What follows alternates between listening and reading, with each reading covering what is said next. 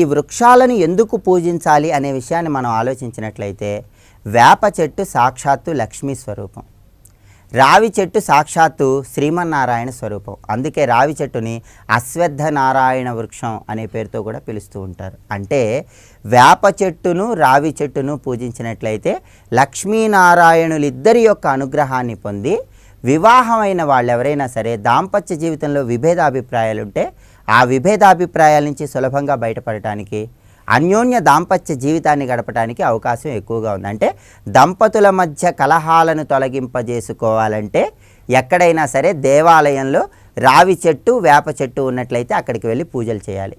ఆ చెట్ల మొదట్లో నీళ్లు పోయటం, చెట్ల దగ్గర పసుపు కుంకుమ గంధం అలంకరించటం, చెట్ల చుట్టూ ప్రదక్షిణలు చేయటం, ఇలా చేస్తే లక్ష్మీనారాయణుల యొక్క అనుగ్రహం ద్వారా దంపతులు చక్కటి అన్యోన్యతతో జీవితాన్ని కొనసాగిస్తారు. అందుకే దేవాలయాలు